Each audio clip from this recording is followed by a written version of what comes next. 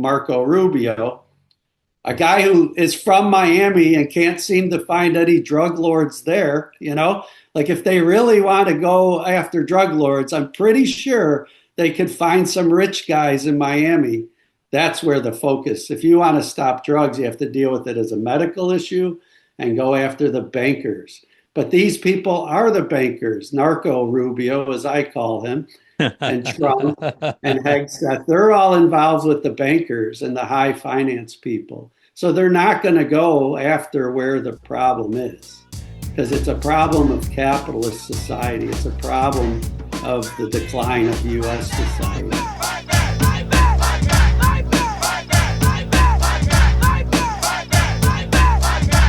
Welcome to Fight Back Radio, production of fightbacknews.org, taking you to the heart of the people's struggle.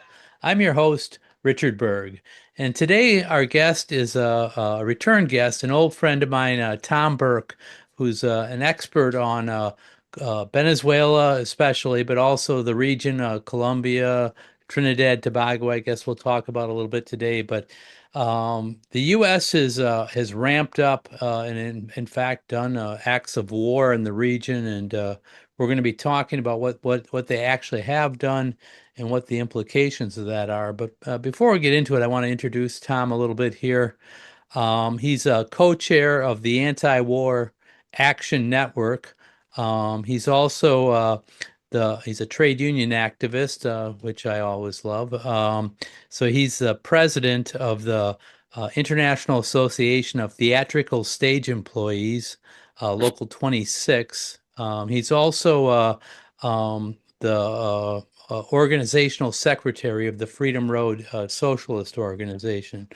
And as I mentioned, he's an old friend. He's a return guest. If you want to go back, the last interview with Tom, we talked a lot about Venezuela, and I think we will again today, but of some of the basics, and it's probably a good introduction to Venezuela thing. We can put in the show notes the link to that particular episode.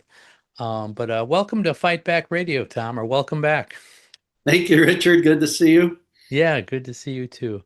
So I want to start out with maybe you could just tell us what's going on. I mean, there's been some bombing of ships that the State Department and Defense Department are saying are drug ships or whatever. And can you tell us just a little bit of the facts on the ground of what's actually going on there and what's happened in the conflict in the last weeks?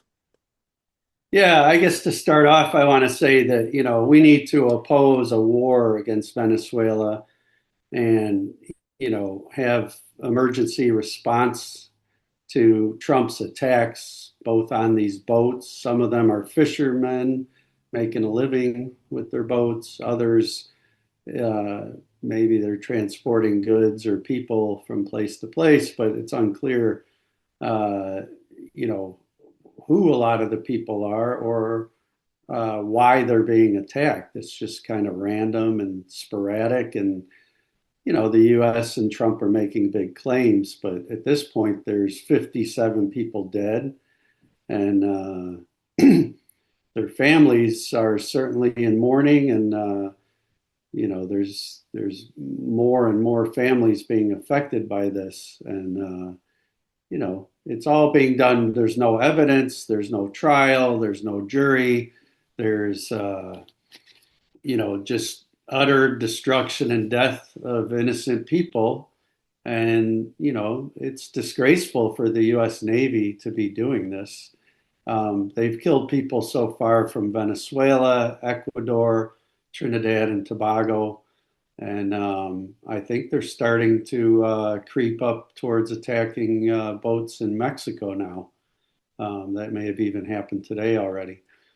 So these in and of themselves are an act of war where one country attacks people and boats in another country. It's not without its impacts. It is illegal, and we need to resist it, and we need to support people in Latin America and throughout the Caribbean who are trying to stop this. So that's kind of the immediate thing. The bigger thing is the situation's quite dangerous. It's growing more and more dangerous by the day. Trump is using the military, the U.S. military, to carry out what are typically, law enforcement efforts.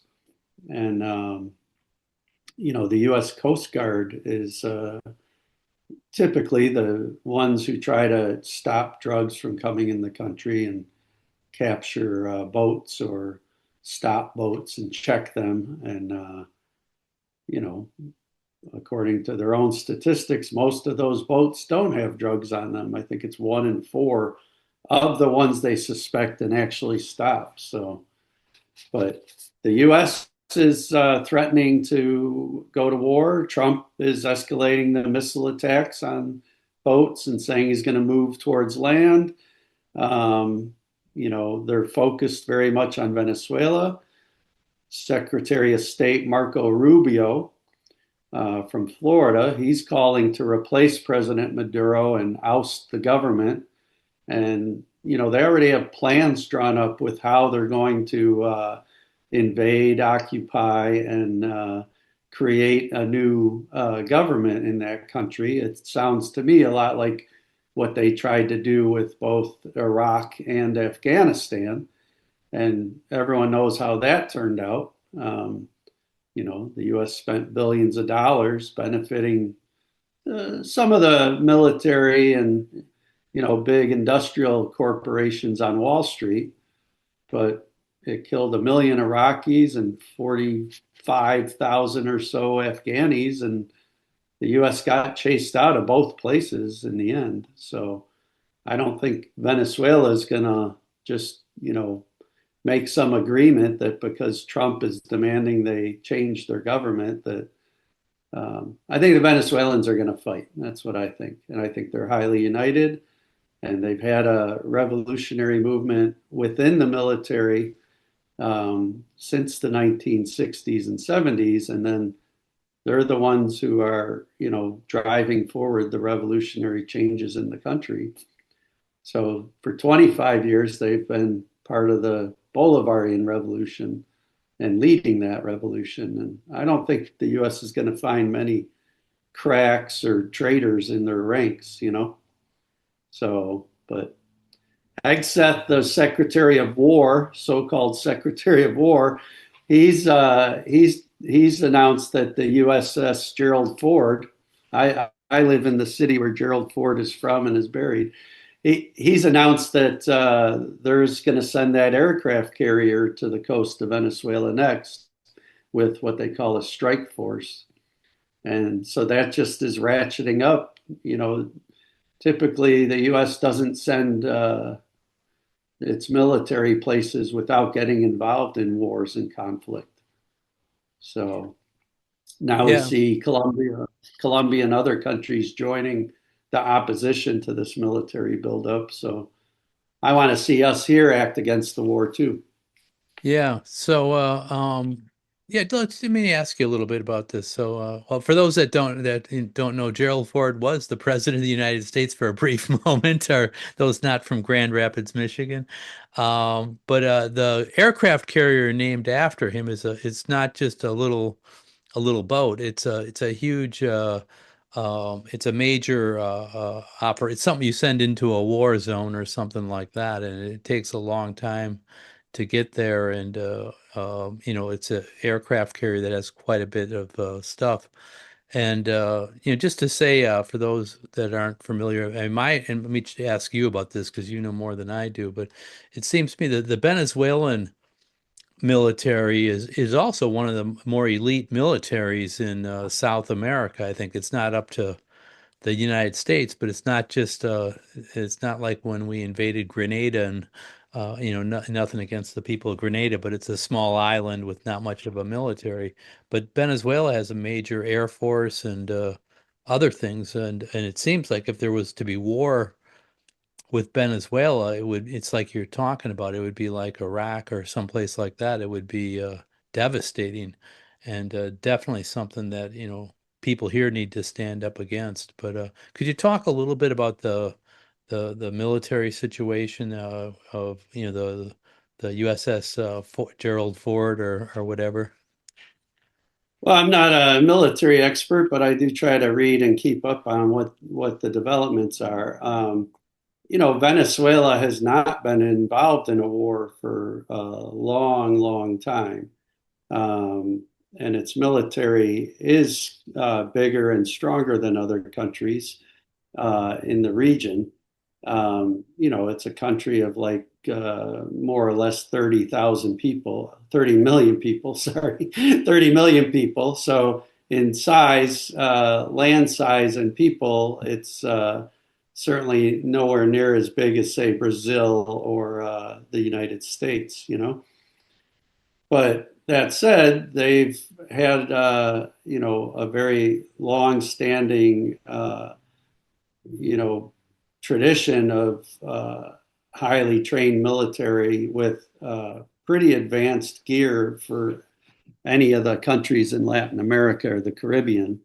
Um, you know, with the U.S. trying to basically create like a medieval siege of their whole country for the last 25 years, ever since Hugo Chavez won the presidency in 1999, took his office, and then with his you know, protege Nicolas Maduro coming to power after that. And, they hold elections nearly every year at the national level or the state and regional level.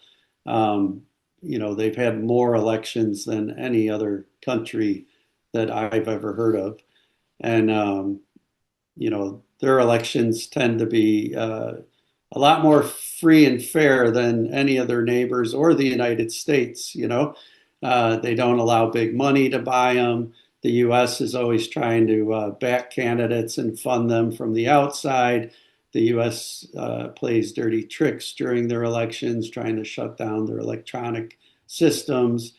One trip I took there, the warehouse with all the voting machines and voting equipment had been burned down by the US backed opposition the night before. So when we got to the city, you could actually smell the remnants of the warehouse where all the election materials and machines, computers had burned. But Venezuela, what they do is they just replace all of these with new equipment and continue on their way. Um, but with the military presence, it's part of daily life there to see police and military presence. And because of the U.S. threats and U.S. attacks, they've had to bolster that and strengthen it. So the spirit of it is very different, I think, than the military in other countries because they view it as a people's military and a revolutionary military. So they're very much about Bolivar and the, politics of revolution in terms of Venezuela should belong to Venezuelans. And they train and teach people about the history of their country and trying to create a new society that benefits all the people instead of just the elite few who are tied to the US or other, imperial powers in Europe. And so because of that, you have 25 years now of, as you said, elite training of officers and special forces and preparations for the inevitability of a US invasion. They've been saying for years that the US will not leave them alone, that they have to be prepared. And then they have equipment that the US knows about, and probably equipment and technology the US doesn't know about. But the main thing they have is an organized leadership that's political, and the military is politicized, pro people, revolutionary military. And then they have a people's militia with millions of members. And the US news is acting like this is a new thing. I can tell you, I've seen it there for 10 years. And those militias are led by workers. They're led by, moms and grandmas in the neighborhood who are officers of those militias and train at least on a monthly basis. If you turn out for the May Day March, you will see thousands of people in their uniforms marching in formation. And they've been preparing to oppose the U.S. or whoever else, tries to act aggressively against them um, for 25 years now. And I don't think the U.S. is going to do well if they put boots on the ground. And I Yeah. doubt that's what's going to happen because Well, I think they're going to make an assessment that they can't win. The U.S. can't win. I think that will be their own assessment. yeah, I mean it's hard to know with Trump and his rhetoric, and then he talks tough, then backs off. We've seen that with tariffs and other stuff. But that has been the threat. I mean, they have talked about a ground invasion of Venezuela, and I wanted to ask you about one of the talking points they use is this drug organization, Train de Aragua, and my Spanish isn't so good, but it struck me because it's also the same, the exact same gang they used. They cited when they sent ICE troops into Chicago to say we need to get the Venezuelans out because they all left Venezuela for Texas, and then they were shipped to Chicago in the winter. And then now they're saying, well, no, they're also running the country, and Maduro's part of that, and it's all drugs and fentanyl, and that we need to stop cocaine and fentanyl from coming into the United States, and though it's Trump, so there's always wild accusations and his flunkies, but yeah, I think we need to address at least what their wild accusations are. How do you respond to some of that? And could you talk a little bit about Train de Aragua and who they are and what's the deal with that? Sure. I mean, one thing you'll get from the Trump administration is they're all lying liars who lie. That's who they, you know, like Pete Hegseth is like one of my cousins at a family wedding. He's going to be drunk and stupid and say rude things to women. That's what you're going to get from these people. Pam Bondi, the attorney general, has put a $50 million bounty on President Maduro. It's crazy. They're not going to collect it. They didn't collect it when it was 25 million. I don't know how they think they're going to do this. They think they live in the wild, wild west all of a sudden. But to me, what that says is they've lost control and they recognize it. That's the difference between like Trump and say Biden. Biden wouldn't recognize that he's lost control of Latin America and the Caribbean. He was calling it his front yard, instead of his backyard. But Trump wants to go backwards, 150, 180 years to the Monroe Doctrine, where they get to say the U.S. will decide and be the only power who decides what's happening in Latin America and the Caribbean. But people who live in those countries have a different idea of what they want. So with the allegations around drugs and gangs, it's just all smoke. There's nothing real about it. There's something called the Cartel of the Sun, which they claim is within the military and now the government of Venezuela.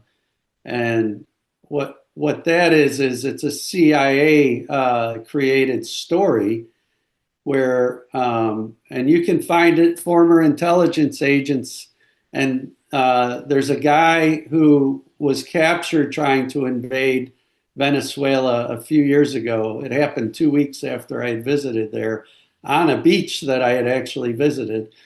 He was captured and put in prison and then exchanged, and now he's being put on trial under the Trump administration for having violated, U.S. laws pertaining to armed incursions into other countries, But he said, look, the CIA were the ones bringing the drugs into the U.S.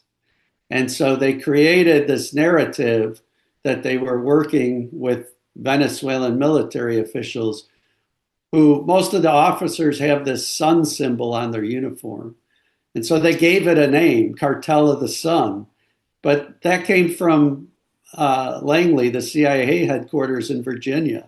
There is no actual structure or organization. There used to be corrupt military officers in Venezuela, just like you have in Colombia, and other countries, and in the US, quite frankly, who are involved in the drug trade. And so it's just a made up narrative to try to justify a war so they can go after Venezuela's oil and Venezuela's gold.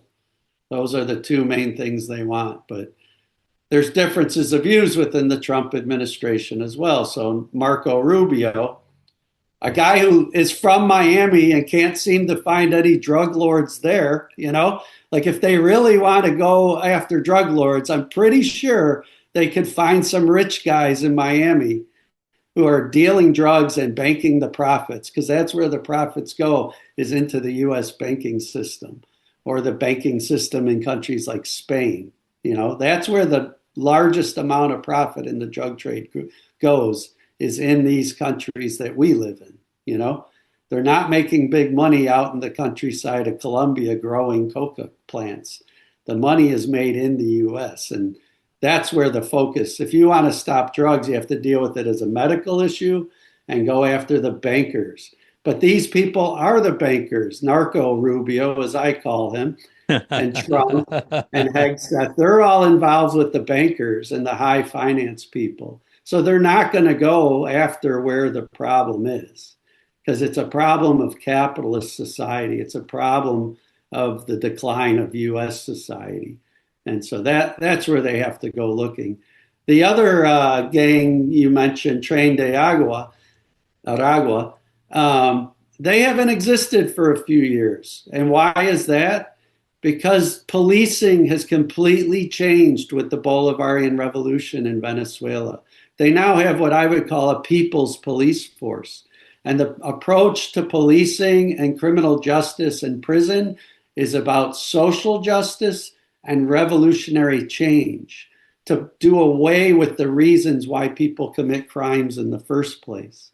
And so they're trying to do massive reforms and have carried out massive reforms. And the police, for years, because they've had 25 years of revolution, have been able to approach gangs and tell them, we're either going to put you out of business by you going to prison, through the justice system, or we're going to offer you pathways to participate in society and help change your neighborhood and build a new society with us. And it's actually working. And many of the people who are in gangs who didn't want to join in change, they actually have left to go to countries like Colombia. And it's easy for them to get involved in drug trafficking or other, criminal enterprises, I guess you would call them, in other countries. And many poor people, urban poor people from Venezuela, have come to the US. And when I visit Chicago, I talk to them downtown and ask them what they're doing. They're getting service sector jobs, they're getting nanny jobs, they're doing, all the kind of low pay jobs in US society. And that's happening throughout the US. The vast majority of these people want nothing to do with drugs or gangs or crime. They're trying to make a living for themselves and their loved ones and send some money home too, just like other immigrants, whether they're from Ireland or Asia or Latin America, So Yeah. there is no Tren de Aragua. It doesn't exist anymore. And just because people have tattoos doesn't make them criminals. Otherwise, half the parents in the US would be the parents of criminals, Everybody has tattoos now. Yep. Yeah. True enough. True enough. I want to ask you also about Colombia, and the because the attacks have been on, mostly on Venezuela, from what I can see, but also on Colombia, and particularly the rhetoric has been ratcheted up against their president, Gustavo Petro, who I know, like when he was in Chicago about, well, let me think, it was probably just before Trump took office, but he was saying things, criticizing Israel and saying things that were different than U.S. foreign policy. And I was a little surprised because as years ago when you still lived in Chicago, Tom, you used to get me out to protest against Plan Colombia, and you introduced me to a number of trade union leaders who were people who were had seen death squads in Colombia breaking unions and stuff like that. And so my image of Colombia is this military pawn of the United States, and there was people, fighting back in the armed forces of Colombia and other things. But can you talk a little bit about, why the U.S. is attacking Colombia and President Petro, as well as Venezuela, and what's the current situation in Colombia? Is it the same as what I just said, or is it transformed, or what's your perspective on Colombia? Well, unlike Venezuela, where the UN confirms there are no drug crops, there are no coca plant farms or plantations, and there's no marijuana plantations or farms, that doesn't mean that somewhere someone's not secretly growing small plots of it. But there's no enterprises that are growing those crops anymore. There used to be, like Colombia. Um, Colombia is the main place where coca is grown and shipped from, both to the US and to Europe. And most of it goes up the Pacific coast, not through the Caribbean. There's a negligible amount that goes through the area of the Caribbean where Venezuela borders. But in Colombia, it's been true since, the 60s that they're growing marijuana and poppy plants as well, but mainly cocaine. And everyone in the United States who's used cocaine or smoked marijuana knows that. They've talked about it for years. They've named plants after places in Colombia. And, when I was a teenager, people would say Colombia gold, meaning marijuana from Colombia. So how is that getting to Chicago, but nobody seemed to know, it's been this way for my whole life. And so all of a sudden, Trump's saying it's a problem. Well, what does he say when he's on Epstein's island and people are snorting coke and smoking weed? You know, you can't tell me that on Epstein's island nobody's doing drugs. The Yep, problem is yep. here in the U.S. The problem is in the White House, and they know it, but they're just trying to make the economy of the U.S. and Wall Street dominant over these other countries. So in Colombia, it's very true. There used to be a massive war for 50 plus years in the countryside where the Revolutionary Armed Forces of Colombia and the National Liberation Army and other groups were fighting the government. And the FARC no longer exists. They made a peace deal. There's some remnant groups that continue to fight, but the main group left standing is the National Liberation Army, and they have many places along the border of Venezuela, actually.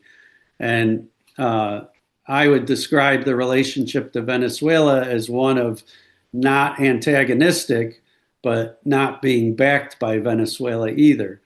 Venezuela is careful in its foreign policy towards its main neighbors, Brazil and Colombia, and they're not going to be seen to openly support guerrilla movement that's challenging the governments of those countries. Right now, you have Petro, who's the first leftist ever allowed to take office.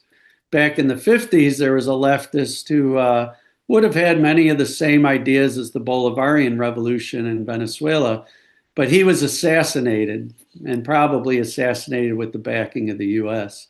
And that's what actually led to the Civil War, a guy named Gaitan. So that Civil War lasted from the 50s up until today. You have, in some ways, the remnants of that continuing. For close to 30 years, every week in that country, 3 trade unionists in Colombia were being murdered by death squads. And I took a trip there with the Oil Workers Union to see what was happening and to report on the repression the trade unionists faced. And it devastated the unions, where they're now about 4% of all the workforce. And they're very weak compared to trade unions in neighboring countries. But they do still exist, and they still do struggle. And they created enough political drive, the trade unions and the left parties and the guerrilla movements, that they were able to elect Petro. And he does not have the backing of forces within the military. Those forces so far have not moved to overthrow him, but I'm sure he has to worry about that and think about it and works it into any political calculations he's making. But he has taken many kind of progressive stances in relationship to society and in international relations. So he's spoken out strongly against the genocide of the Palestinian people and denounced Israel. He even called for some kind of foreign peace force, international peace force to support Gaza. Myself, I don't think that's a very good idea, but he's trying to block, Israel from retaking Gaza. He's trying to stop Trump from being the one who sells off all the land in Gaza to private buyers. So he does take progressive political stances. He's got a year or 1 year left in power. Next August is when his presidency comes to an end. But, um, you know, he's got to calculate how does he stay united within his country and keep the military and the right wing from backing a coup against him and the progressive forces. In terms of the people's movement in Colombia, there was severe repression around the time of COVID of the movements, with police killing people, police abusing and torturing people, people being disappeared. And out of that movement is where Petro's election came from. So there is quite the ferment within Colombian society. There are large revolutionary movements and strong groups that have been resisting, big landowners and foreign ownership of the economy and kind of, narco politics, if you want to call it that, where the people who run the big plantation systems, they're very, very wealthy people who own the land and ship the drugs and own the boats and own the airplanes and create the submarines that bring the cocaine and the heroin and the marijuana to the shores of the United States, that they're the ones who dominate a large part of the legislature, the Congress in Colombia. So it's a very complicated situation for a progressive politician who's the president to have to deal with. He has to be calculating how far he can go and how fast he can go. But at the same time, if he ties himself to the people's movements and encourages large protests and opposition marches that say no to U.S. invasions, we don't want war with Venezuela, we're united with the people of Venezuela, that can help to prevent U.S. toppling of his government and an invasion of Venezuela. So that's the path forward. Yeah. Yes. Thank you for that. So I want to also ask you about another country, Trinidad and Tobago. I know, Colombia and Venezuela border each other in the northern part of South America, and then the first island right off of Venezuela is Trinidad and Tobago, the first of the Caribbean islands.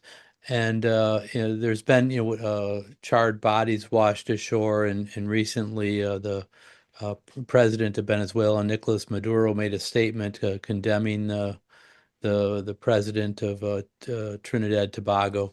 Could you talk a little bit about what role that country is playing and what's going on there in relation to the United States in this conflict with Venezuela and Colombia? Yeah, so Trinidad Tobago, it's only like 9 miles from the shore of Venezuela. I think if you're in a boat off the coast of Venezuela, it's probably quite easy to see it and even to just go do a day visit there. It's not far at all. It is a former English colony, so it's an English speaking country in the Caribbean. And typically, they've had very warm relations with Venezuela and Venezuelans. The last time I was in Venezuela, in Caracas, I met a man on the street from Trinidad Tobago, and we chatted for about 15 minutes, just like, why are you here? Why, what are you doing? And he came to Venezuela because he was looking for work. Kind of funny because if you read the newspapers here, you always hear about how terrible the economy of Venezuela is. But here's a man from Trinidad Tobago who was in Caracas looking for a job, looking for anything to make some money. The real truth is the Venezuelan economy has grown for the last 18 months, despite U.S. sanctions and, kind of the siege of the economy that the U.S. has built. So Trinidad gets oil from Venezuela. It benefits in other ways from the education system in Venezuela and the health system and other projects that Cuba is actually helping for 20 years now, helping Venezuela to develop. And good ideas get spread. So those ideas and those projects also spread to Trinidad Tobago in different ways. So the U.S. is doing all they can to militarily surround and isolate Venezuela now. You can bet that they have a heavy presence right behind ExxonMobil in Guyana to the east of Venezuela. There's 7 or maybe 9 U.S. bases in Colombia, and they're ramping up, bolstering their forces and getting prepared for military action. And 9 miles off the coast, the U.S. and its intelligence agencies are all over Trinidad Tobago. But the people in Trinidad are really angry about the deaths of these young men, fishermen too, who were on one of the boats that got, obliterated by a U.S. Navy missile attack. And I kind of doubt that anyone in the U.S. Navy is proud of what's being done. In fact, the admiral for the Southern Command just resigned his position last week, saying he was retiring early. I think that's a sign of where things are at, that the U.S. military doesn't want to go along with Trump either. But they're also, with Hegseth in power, busy trying to replace those who oppose them or, don't want to enthusiastically go to war. So with Trinidad Tobago, you have a situation where the president of that country, she's allowing the U.S. to boss her around and tell her what to do, but trade union officials there are speaking out against that and saying the U.S. should be forced to leave. The families of the 2 young men who were killed, one of them is speaking out, and I don't know the details, but there's a webinar this Sunday in which one of those family members will be speaking to an American audience here about the death of their loved one at the hands of Trump and Hegseth. But they're definitely surrounding Venezuela aggressively and planning a war. Yeah. They'll probably do missile attacks on the leadership. They might go seize an airport. The airport in Caracas is right near the coast, and it's a 25-minute drive to downtown. There's a nice beach area along that coast. Maybe they'll send troops in that way too. But, the U.S. might invade and seize the airport and then stop. I don't know. But I tell you this, they will face people, regular people in arms will come out in droves to fight them. They're ready and willing, as well as the formal military of the country. Venezuela has attack helicopters. They have their own aluminum industry, and I imagine they've been making drones based on Iranian model drones that are so effective in the Red Sea. I think the U.S. probably doesn't know everything that's happening in Venezuela.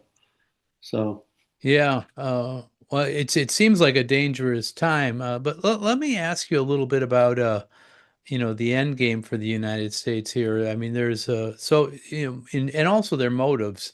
Amongst the largest oil reserves in the world are in Venezuela and Colombia. And that's always been whatever a source of the U.S. You mentioned Guyana and Mobil Exxon as well, but what's this the Wall Street Journal just ran an editorial about reasserting the Monroe Doctrine even at the expense of Europe and Asia and other parts of the world. Um, what is the U.S. plans here? And what is their end game? What are they looking to accomplish through this? Because it does, as you say, it seems very dangerous, and it could be costly. Both in terms of human life as well as financially. well, I'll repeat again that the U.S. is an empire in decline. Their economic reach is almost, it's less than half of what it was in the 60s when I was born. And, they're largely being replaced by China and other countries around the world in terms of economy. And so their response is to become more aggressive militarily and try to hold on and dominate through military means. And that's what makes them dangerous. It's like they're hurt and angry and lashing out. But the thing with the oil and gas, so there's a large gas reserve between Trinidad, Tobago, and Venezuela under the water. And I've heard rumor that that's being negotiated with the Trump administration, that Maduro's talking to them about that, making a deal where the U.S. would ship gas to Europe. That's because they've cut off Russia from shipping gas to Europe with the war in Ukraine. Um, but just so you understand, Chevron has always operated in Venezuela. For the past 25 years, they've almost consistently been pumping oil that goes to Chevron and to its refineries.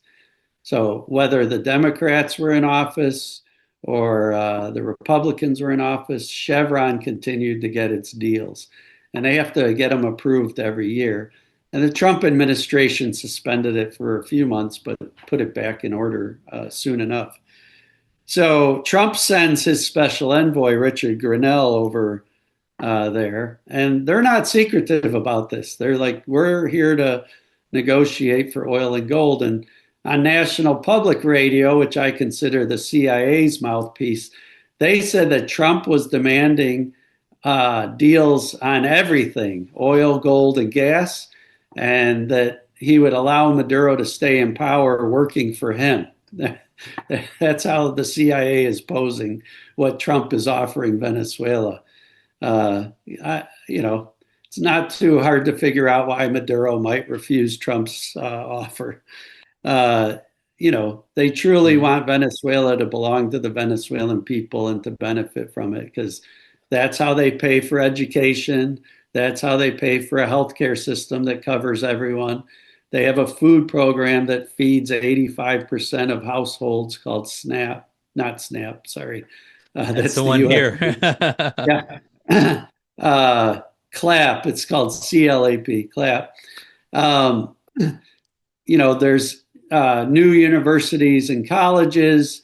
The majority of students are now women, like 65% of students are women. You just have all these changes happening in society. And because of the US economic sanctions and siege, it's difficult, but society there is changing and changing rapidly. And with the 18 months of economic growth, Venezuelans are like, we can deal with the US having sanctions. We're going to outsmart them and outcompete them. And we have friends from China, Iran, Russia, India. I've talked to Indian businessmen in Caracas they're making deals and making oil deals too. I've talked to people from Turkey who are making deals in Venezuela, Vietnam, who the U.S. 40% of Vietnam's products get traded to the U.S., right? So the U.S. doesn't have a problem with all the socialist countries. They're making great business with Vietnam. But Vietnam is also in Venezuela. I've seen apartment buildings that were being built with Vietnamese management teams. So there's all kinds of economic activity. And the US, they can't control it. And Venezuela is succeeding. They now feed their own country and are starting to export food, where 20 years ago, 85% of the food was imported. So you have all these changes happening. The U.S. tried to kidnap Alex Saab for 3 years, the main negotiator for the Venezuelan government, the main diplomat who was overcoming U.S. sanctions. And they were forced to release him from a Miami prison too, because they didn't have a case against him, but 3 years he spent in U.S. custody and prison. So, the U.S. policy has failed. That's where this war is generated from. They haven't been able to defeat the Bolivarian Revolution. They have not been able to cheat Maduro out of an election, no matter how much money and how many dirty tricks they pull.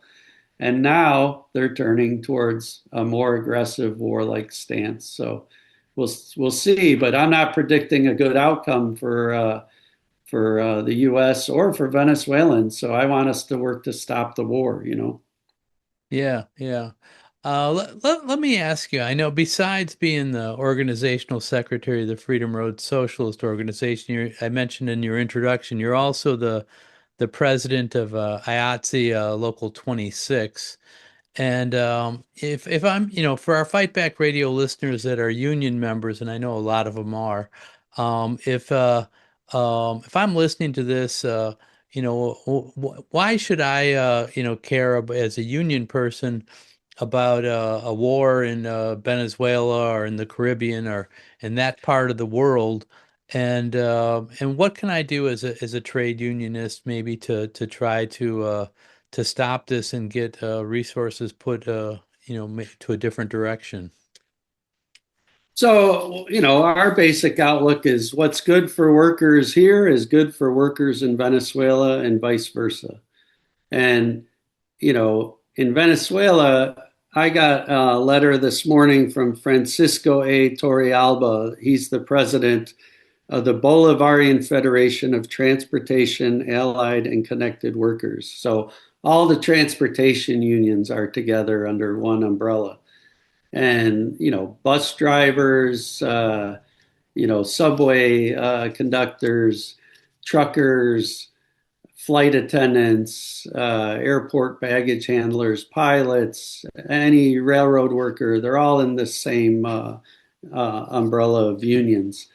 And he is now the Minister for Labor in the government.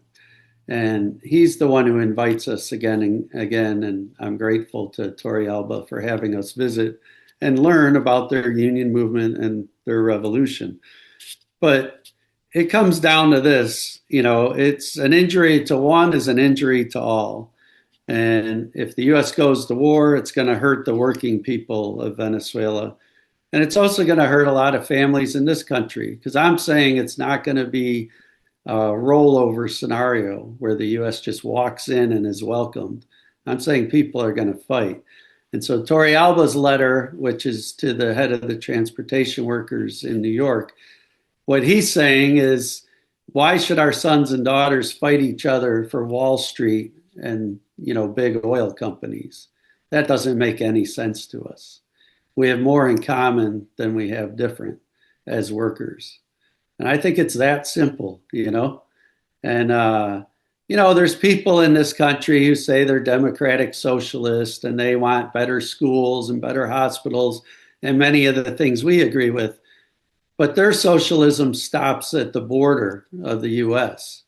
and they don't try to connect with the workers in other countries. Bernie Sanders is out there denouncing President Maduro. President Maduro is a Democrat with a small d. He's the one who's advancing the and looking out for the rights of the little people. He's the one who stands up for workers. He used to be the president of the bus drivers union. So he has that experience with workers his whole life. He's trained other people to lead unions. And now he's the president of the country. And the US can't stand it. These Wall Street frat boys, these country club rich guys, they can't stand that there's a worker in charge of another country and that he's democratically elected again and again. Even though they tried to overthrow him in a coup, I was there during it. They failed at that. They failed at cheating him out of elections. They failed at shutting down their electoral system electronically because in Venezuela they have paper ballots too. So you shut down their electronic system, they can still count the papers. And so that's the problem the US faces is Maduro has millions of supporters. The day after they attempted that coup, I was at a May Day rally where there were 2 to 4 million people. You couldn't see the end of the march because it was so big. You could be in a high-rise building and not see the end of the march. All the workers were out. Concrete workers, IRS type tax workers, the Bolivarian militias. There's supporters in their millions, and that's his base of winning election after election. And the United Socialist Party of Venezuela is a party that mainly consists of women and young people now. And they're not going to just roll over for Trump because he says mean things to them. And they're not going to allow the U.S. to just come into their country unwelcomed. Yeah, So no, that's good. Thank you for that's that. it. Well, let me ask you also, I want to talk about a little bit about, we just had, Trump passed what he called the big, beautiful bill. And, right now we're in a federal government shutdown over budget issues. And I want to, as I was hearing about Venezuela and the increases in the military budget and militarizing, actually our police force here in the United States as well as in the open seas. But I wanted to ask you about, I was thinking back about, to the days of Eisenhower and when he gave his exit speech as president of the United States. And he was, of course, the war hero from the United States of World War II, at least from the United States perspective. And he talked about the military industrial complex and how this grouping of, I guess Lockheed Martin and General Dynamics and Boeing, and there's so many more, that how the military, had taken over parts of the government and were driving policy. Could you speak a little bit of, today it's actually quite, that the amount of military money in Eisenhower's days seems like nothing compared to now. Right? Yeah. Um, and I mean, if you could talk a little bit about this idea of how our democracy is being eroded by corporations in the defense industry, and a little bit about the military-industrial complex. Yeah, I mean, the true rulers of the US are the billionaires, the finance capitalists on Wall Street. And then the core industry they fund is the military. And, people say military industrial complex because they can't just send all the military production overseas and be reliant on, say, China to produce military equipment for the US. That would certainly be a losing proposition. So you end up with extra funding, if you want to call it that, going towards war and military production. And that's what they've organized the economy around for many decades now. What that means is there's not enough money for jobs, for education, for healthcare. People are going to get the government's shut down right now by Trump and his friends. And, people are going to get their insurance policies this coming week and see how much their insurance has gone up. And that'll probably make people angry to try to demand that, the government shutdown come to an end. But Trump and Hegseth, they're pretty clear. they want the government to serve the rich people and the wealthy people, and the rest of us be damned. Working people, too bad for them. So, um, you know, you have U.S. troops on the streets of our cities, especially black cities they've been sent to. You have ICE who is now kidnapping people and, taking them off the streets without any due process. You have those Venezuelans who were arrested by ICE and shipped to El Salvador with no due process. You have, just an endless stream of attacks upon the people and the movements in this country. And we have to say that they're eroding democracy at home while threatening war abroad. So I'm going to say that if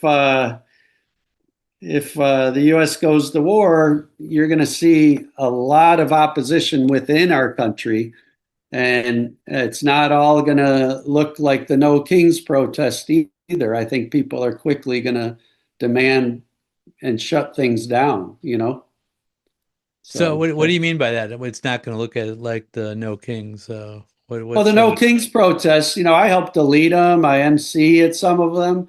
But I think you're going to see a different mood if the U.S. is at war and has troops on the streets here. People are going to turn much more militant within our own country. We're doing large marches through the streets, you know, Mhm. but you have the mayor in Chicago who's called for a general strike. And that's what I think too.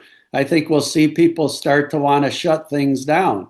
So people will start to call for days without work and shutting down businesses for days at a time until the government responds with, policies that are, pro people here and pro people abroad.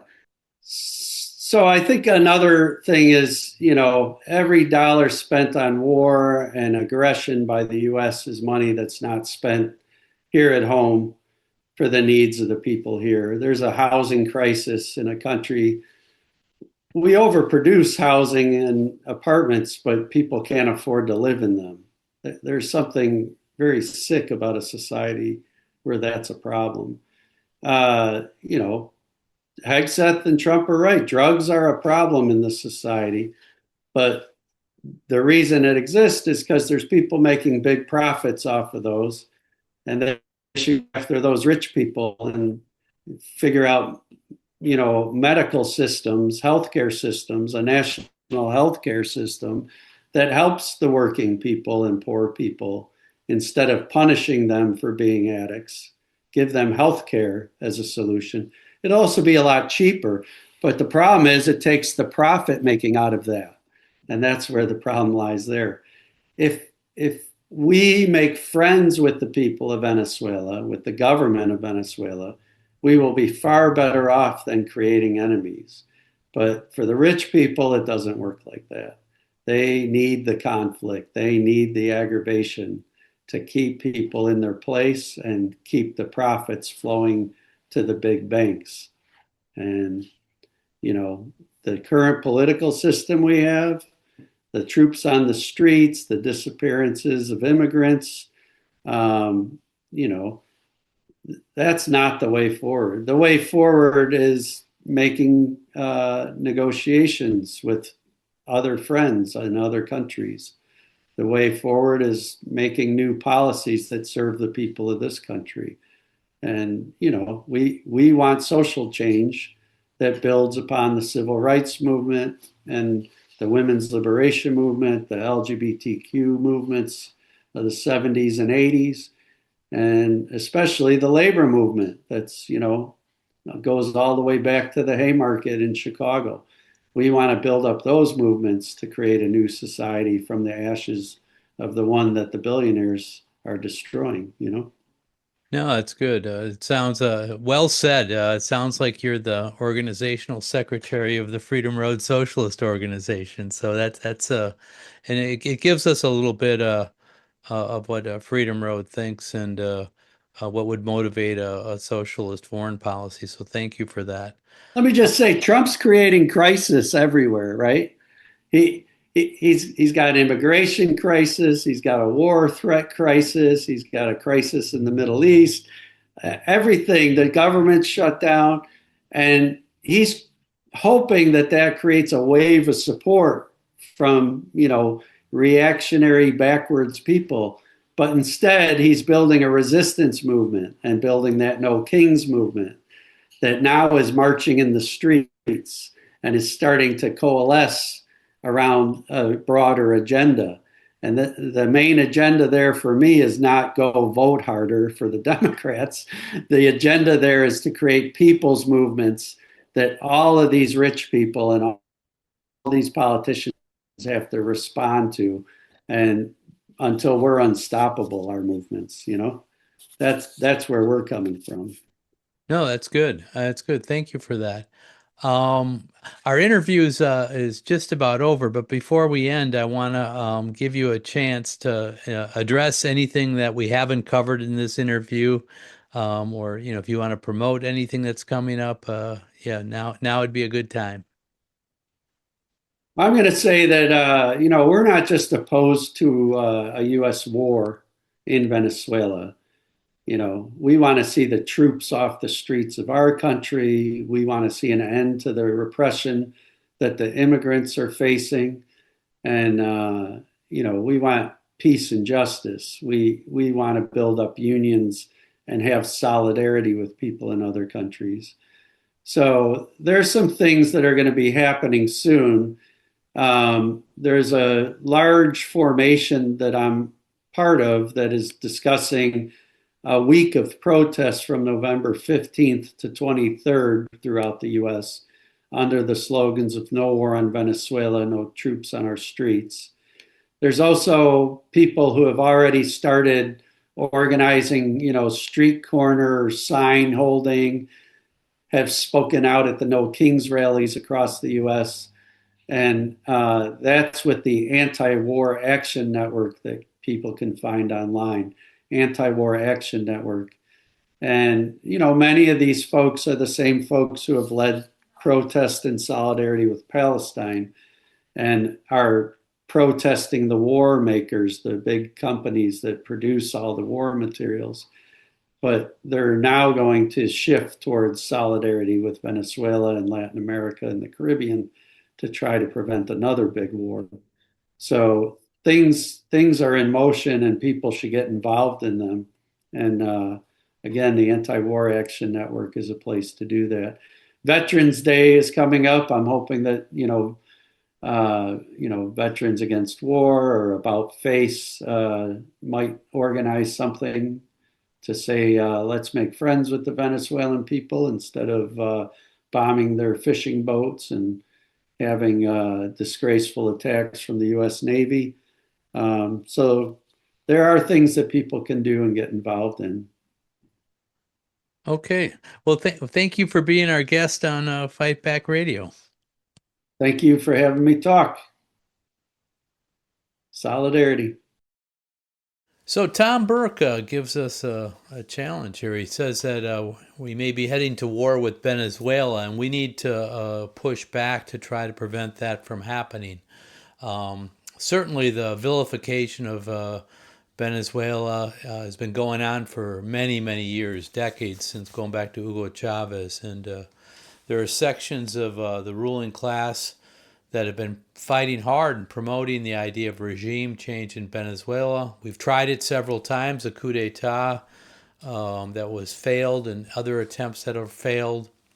The Venezuelan people continue to push back, but as the U.S. puts more resources into it and less into our economy here at home, it's scary. And I think we need to take Tom at listen to what he says and start to make this part of our anti-war arsenal and to fight back and to speak out against it, to support the independence and self-determination of the people of Venezuela, and to support their acts against U.S. imperialism and also their progressive agenda for their people, in the trade union movement and other places. So anyways, yes, we want to support them. If you want to follow what's going on in Venezuela a little closer, I'd suggest you look to our friends at the Orinoco Tribune. We'll put this in the show notes. Orinoco Tribune, which covers it in English on a regular basis. But also, I wanted to say, I'll give you a little bit of a report from Chicago. The ICE agents continue to act like crazy in the Chicagoland area. Today, they announced, or they said that they're doing this actually in 5 states around the Midwest Blitz, is what they're calling it. And they've seen they seem to not care at all about what federal judges say or about what the United States Constitution says, as they continue to violate both on a regular basis. Federal Judge Sarah Ellis has called in the head of the commander for what is patrol, U.S. Border Patrol Commander at Large, Gregory Bovino. Anyways, to say, hey, what are you doing here? And he's okay, yeah, Judge, I'll take care of stuff. And she says that they need to give warnings, wear body cams, warnings before they shoot tear gas at people, which they've been doing. Like I think probably their mistake was doing it at the press, but they're doing it at everybody. And they're not wearing IDs. They don't have any kind of warrants. They're just scooping people up off the street. And their rhetoric, they're just lying to us. It's like, oh, these are the worst dangerous criminals. There was a guy that just got out on bail that he'd been in the country 23 years. His daughter's 12 years old, dying of cancer. And he all he's had is a speeding ticket. So that's apparently the worst of the worst. Also, Kristi Noem, the Homeland Security Secretary, has also said, "Oh, we haven't scooped up we haven't retained any U.S. citizens." Well, there's scores of video of them doing exactly that, and so so if you ever doubted whether your government lies to you, this is a blatant lie in the face of obvious evidence, and so that's troubling to us as well. Finally, I want to just say, this is episode 91, and so I've said previously we're looking at episode 100 coming up. So give us your suggestions. Who do you want to be the guest? And you can send it to our social media, which is in our show notes, or you can send it to me at richard.fightbackradio@gmail.com. And also, you just, every now and again, we tell people we want you to promote this. You retweet it on whatever social medias you have, and like it, and give it 5 stars, and write a review. All these things help people find us, especially as the algorithms make it more and more difficult. But our listenership, just to say, is going up. So I appreciate all of you. I'm not saying folks aren't doing it. This is not a desperation, despite the attacks. We're getting more and more listeners, but yes, but we appreciate you, and we don't have a big whatever ad agency to promote us. So we have you. So thank you for all of you that do that.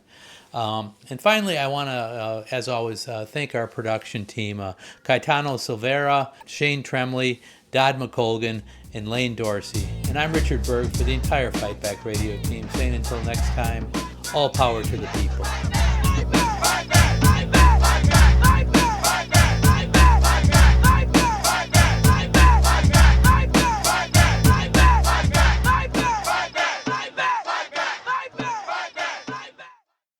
So before you go, you got to tell me your take on the new Irish president. She's great, she's terrific, but it's also very indicative that it's not Sinn Féin, right? Yeah. Like they don't fear one independent leftist. They fear a movement, and they fear Sinn Féin. Sinn Féin did back her and did campaign for her, but Well, I think they got the overwhelming majority of the votes. She won in a landslide, though. I mean, oh yeah, if yep, I was Fianna Fáil or Fine Gael, I'd be sweating a little bit now. they need to. Good, yes.